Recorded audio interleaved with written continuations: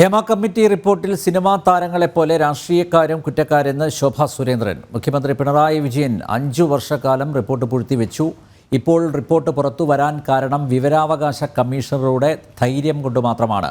മന്ത്രി സജി ചെറിയാൻ വിവരാവകാശം നൽകരുതെന്ന് നിർദ്ദേശിച്ചു.